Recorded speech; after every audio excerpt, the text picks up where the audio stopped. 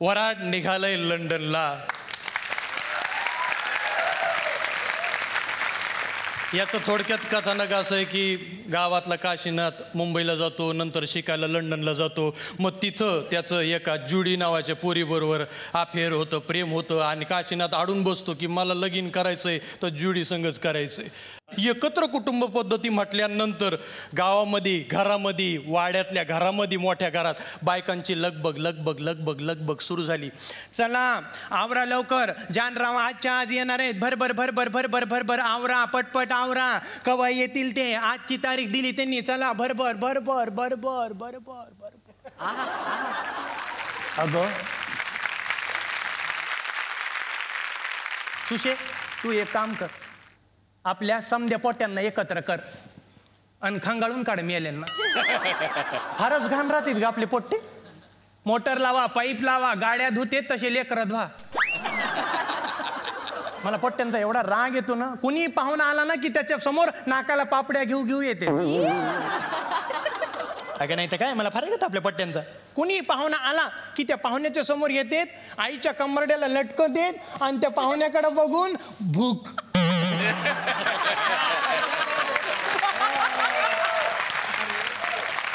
भूक असं करते, म्हणजे पाहुण्याला वाटतं लेकर दुष्काळातले.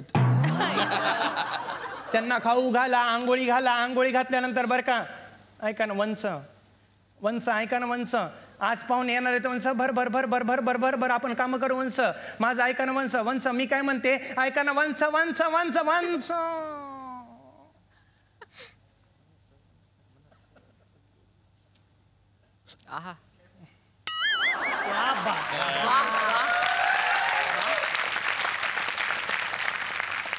पाहिलं ना कशी ऐकून नाही ऐकल्यासारखी तर तर तर तर करत निघून गेली. वंश नंदा गेली का ग? काय गेली ना, गेली.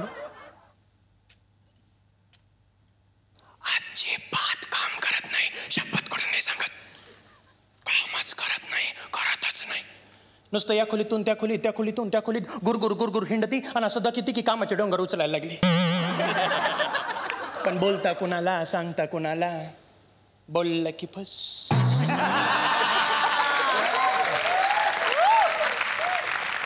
राग नाकावर.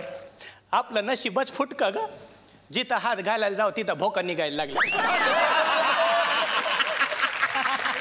ही तयारी चालू झाली आणि अख्खं वराड विमानतळावर जाऊन पोचलं. आणि विमानतळावर अख्ख्या वराडाने पहिल्यांदाच विमान बघितलं होतं. त्या विमानाला बघितल्या बरोबर आता माय एवढे का हे बंबाळाची बंबाळ, आणि हे अख्खं निघत आहे.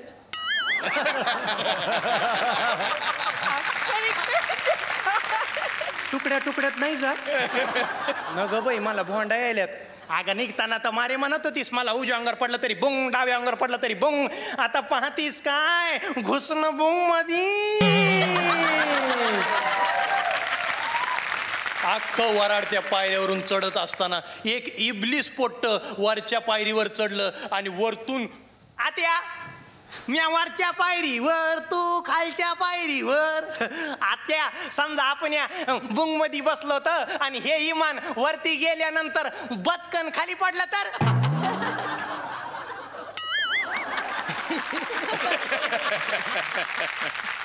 ह्याच्यासाठी केलता नवस ह्याच्या आईनं.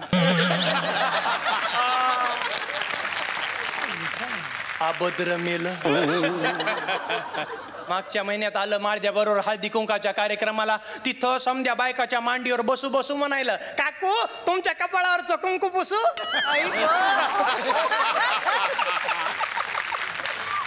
निव्वळ मेलं बापावर गेलंय. पटा पटा पटा पटा पटा पटा सगळ्यांनी आपापल्या जागा घेतल्या आणि विमानाच्या आत सिग्नल झाले, बाहेर सिग्नल झाले. आणि सिग्नल झाल्याबरोबर त्या प्रचंड बुंगनं झेप घेतली लंडनच्या दिशेनं. एकदम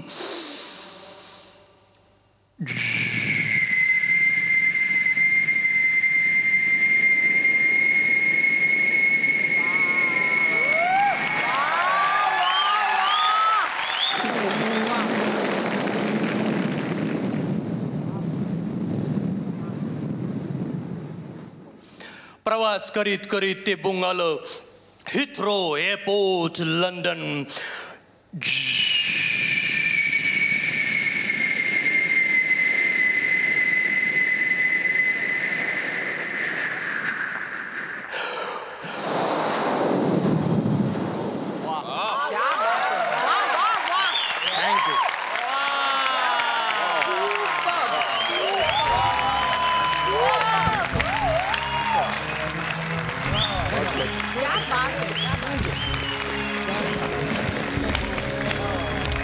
बहुत अच्छे.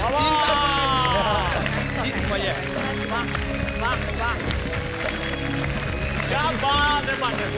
सलग मजा आहे ती पण. संदीपसाठी खरंच जोरदार टाळ्या.